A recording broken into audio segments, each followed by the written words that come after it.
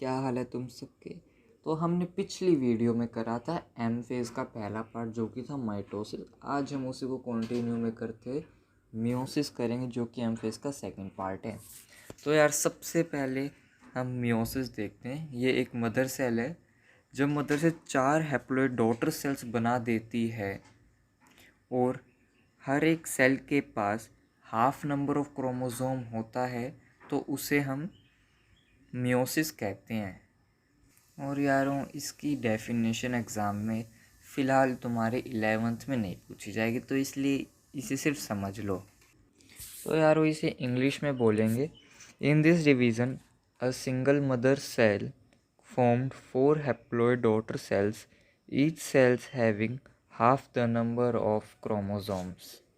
इसे हम reductional division भी बोलते हैं क्योंकि इसमें क्रोमोसोम्स के नंबर घट रहे हैं, हाफ हो रहे हैं। और मियोसिस में बहुत इम्पोर्टेंटली पूछ लिया जाता है कि रिडक्शनल डिवीज़न कौन से उसमें होता है फेज़ में, तो ये मियोसिस होगा। तो यार ये बहुत ही साइंटिस्ट ने इसके ऊपर रिसर्च करी थी, तब जाके मियोसिस को एक सही टर्म दी गई थी।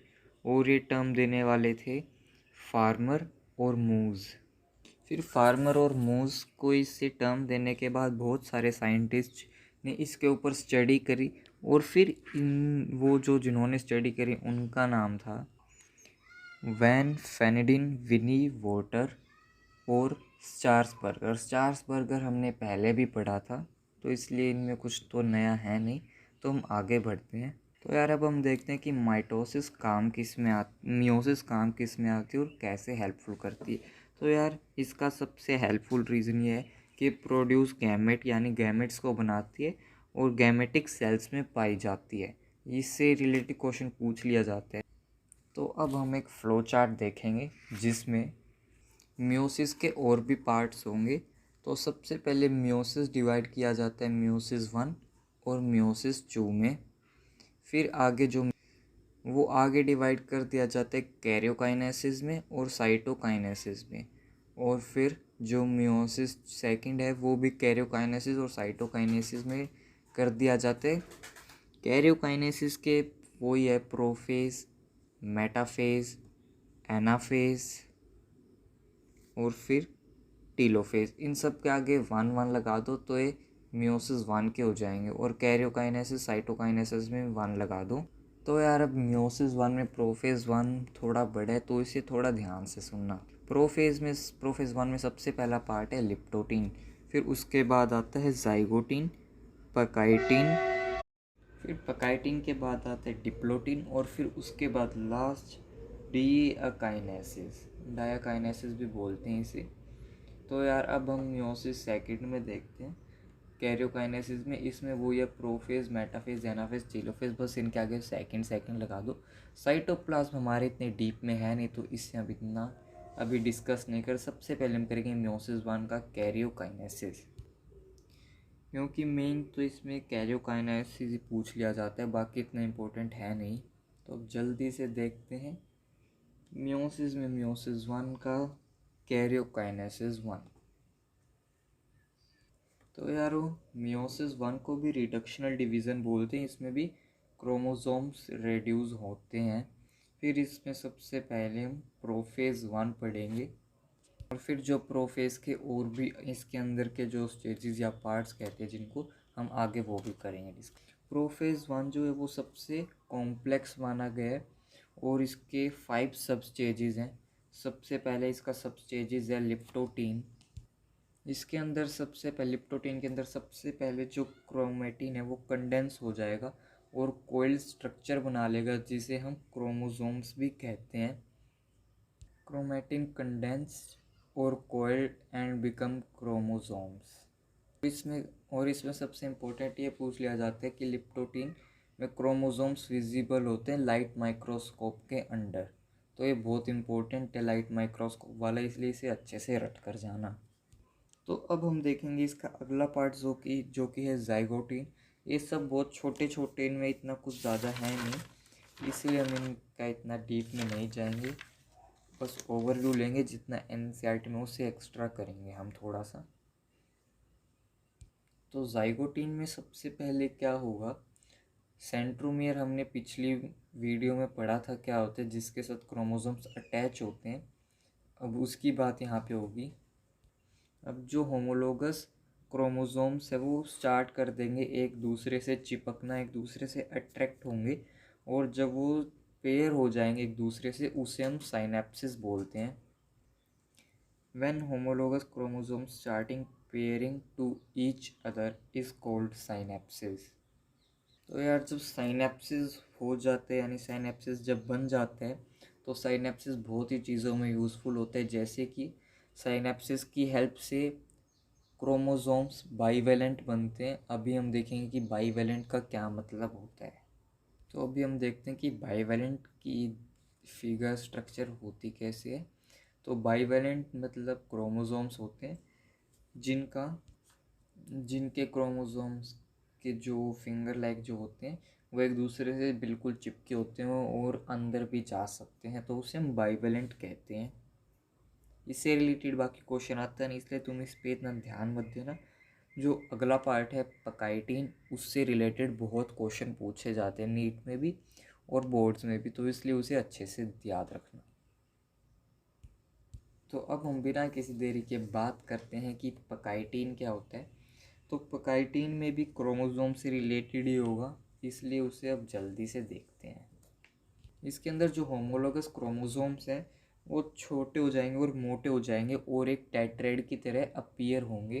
तो इन्हें हम इंग्लिश में अगर बोलें तो ये इनके डेफिनेशन कुछ ऐसी होगी। Homologous chromosomes become thick and short and clearly appear like tetrad. तो यार यहाँ पे एक वर्ड आएगा क्रॉसिंग ओवर। तो तुम्हें एनसीईआरटी में क्रॉसिंग ओवर की जगह कुछ और भी वर्ड मिल सकते हैं, लेकिन मतलब इनका वही होगा, तो कंफ्यूज मत होना। तो अब हम सबसे पहले बात करते हैं कि सिस्टर क्रोमेटिड्स और नॉन सिस्टर क्रोमेटिड्स क्या होते हैं। इनसे रिलेटेड हमेशा क्वेश्चन पूछा जाता है सिस्टर और नॉन सिस्टर क्रोमेटिड से। तो सबसे पहले हम वही देखते हैं। ये क्रोमोसोम बनाया, ये दूसरा, इनको आपस में जोड़ दिया। जो एक साथ ये जो वाले होंगे ये तो होंगे नॉन सिस्टर क्रोमेटिड्स, और जो मतलब एक ही क्रोमोसोम्स के होंगे जैसे कि ये होंगे सिस्टर क्रोमेटिड्स। और से बीच में साइनेप्सिस तो होगा ही, ताकि क्योंकि ये पेयरिंग कर रहे हैं एक दूसरे से। तो अभी इसके अंदर क्रॉसिंग ओवर होगा, यानी कि crossing over occur in this stage. Crossing over होता है exchange of genetic material between non sister chromatids of homologous chromosomes.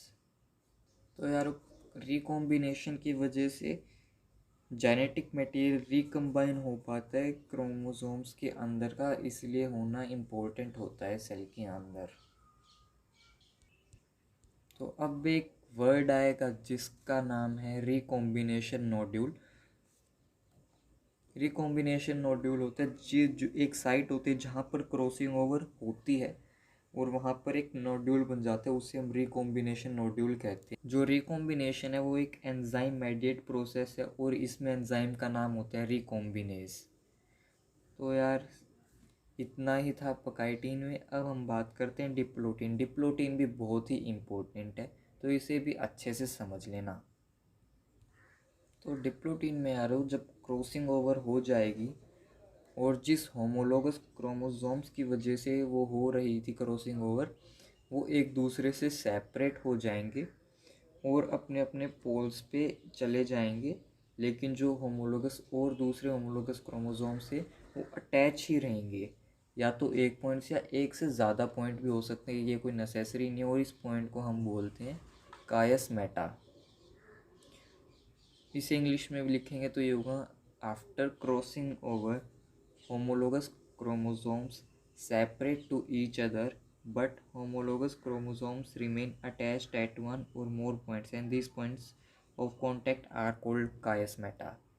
तो यारो ये जो क्वेश्चन अभी मैंने बताया ये बहुत इंपॉर्टेंट है, इससे रिलेटेड हमेशा क्वेश्चन पूछे जाते हैं और तुम एनसीईआरटी भी साथ साथ रीड करते रहो ताकि उससे तुम्हारे कंसेप्ट बिल्कुल क्लियर हो जाएं।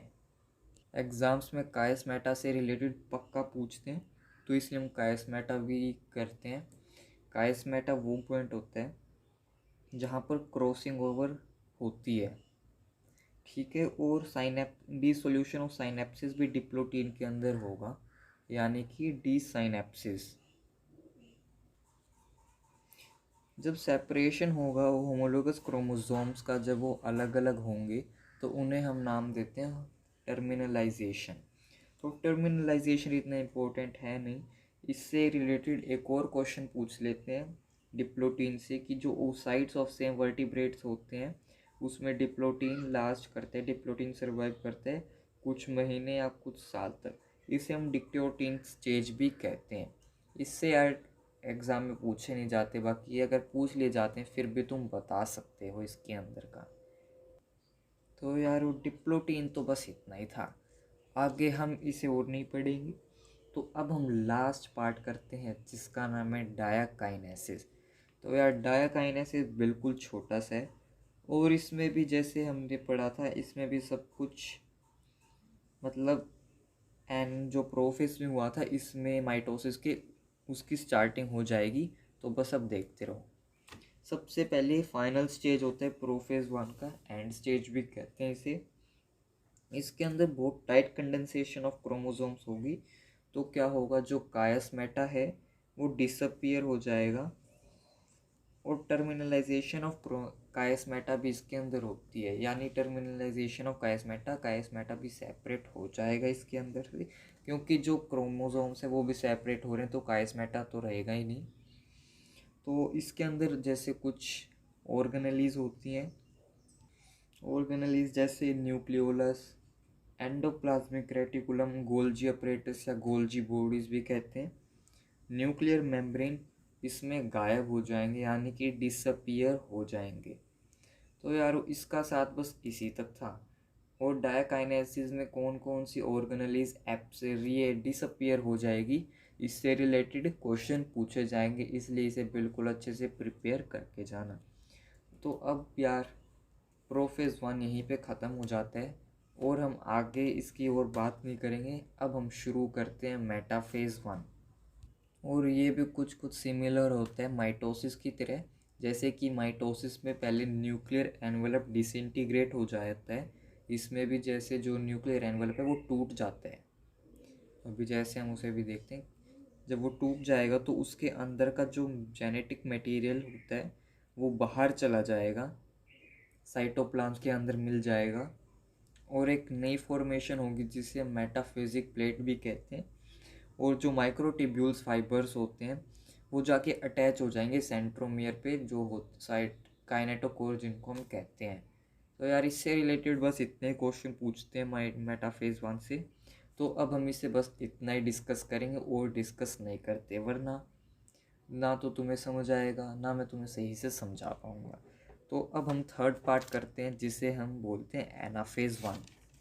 एनाफेज 1 से जनरली कोई क्वेश्चन नहीं पूछते, अगर पूछते हैं तो भी 1 या 2 मार्क्स का ही पूछा जाता है एनाफेज 1 में से। तो इसमें सबसे पहले क्या होता है, जो होमोलोगस क्रोमोसोम सेपरेट हुए थे एक दूसरे के साथ, तो वो अपने अपने अपोजिट साइड पर जाना शुरू कर देंगे। और यारो इस फेज़ के अंदर डिवीज़न ऑफ सेंट्रोमियर अक्कर नहीं करेगी, यानी कि division of centromere does not occur. इसमें बस इतना ही था, बाकी कुछ और पॉइंट्स है वो भी हम अभी डिस्कस कर लेते हैं। इसमें सबसे इम्पोर्टेंट तो ये है कि जो नंबर ऑफ़ क्रोमोसोम्स है वो हाफ हो जाते हैं इस स्टेज में, यानी प्रोफेज से फिर मेटाफेज में जब एनाफेज में आएंगे तो नंबर ऑफ़ क्रोमोसोम्स इसके हाफ हो जाते हैं। तो अगर तुम्हें इसका एक पॉइंट और बढ़ा चढ़ा कर लिखना हो तो एक इसका पॉइंट ये भी बन सकता है कि reduction of chromosome number occurs in this phase. एक की 4 बात बनानी सीखो यार थोड़ा। तो यारो बस अब हम करेंगे हमारा लास्ट पार्ट जिसे हम बोलते हैं टेलोफेज 1। इससे रिलेटेड कोई क्वेश्चन नहीं होते, जैसे कि माइटोसिस में हुआ था इसमें भी सब कुछ उसका उल्टा हो जाएगा प्रोफेज 1 का। सबसे पहले जो क्रोमोसोम्स अलग हुए थे वो अपने अपने पोल पे दोबारा पहुंच जाएंगे, फिर उसके बाद जैसे कि ये क्रोमोसोम्स थे अलग अलग हुए थे तो फिर ये वापस इकट्ठे एक दूसरे के साथ मिल जाएंगे मतलब अपने अपने पोल्स पे आ जाएंगे, जिस पोल पर ये एग्जैक्ट लाई करते हैं उसके बाद जो स्पिंडल फाइबर्स थे वो कम्प्लीटली डिसअपियर हो जाएंगे इसके अंदर से। डिसअपियर होने की वजह से इसके अंदर और भी बहुत सारे चेंजेस आएंगे, जैसे कि ऑर्गेनेलीज जो गायब हुई थी वो वापस आ जाएंगी डिसअपियर होने की वजह से, जैसे कि nucleolus, nuclear membrane, endoplasmic reticulum, Golgi bodies reappear होने लगेंगी इसके अंदर। और ये इससे रिलेटेड क्वेश्चन पूछते हैं हमेशा नीट में, तो ये ध्यान रखना।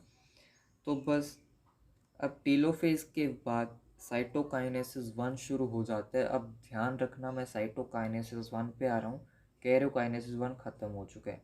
इसके अंदर क्या होता है, जो पेरेंट सेल होता है वो 2 डॉटर सेल्स बनाते हैं जिसे हम डायड ऑफ सेल्स भी कहते हैं। इससे रिलेटेड बस इतना ही पूछा जाता है और एनसीईआरटी में इतना तो होगा भी नहीं, तो बस इससे आगे हम इतना नहीं करते। और यार आज की वीडियो को हम इधर ही ख़त्म करते हैं। और हमने आज की वीडियो में कंप्लीट कर लिया है मियोसिस 1 पूरा अच्छी तरीके से, जो कि एग्ज़ाम में पूछे जाएंगे वो भी मैंने बता दिए हैं।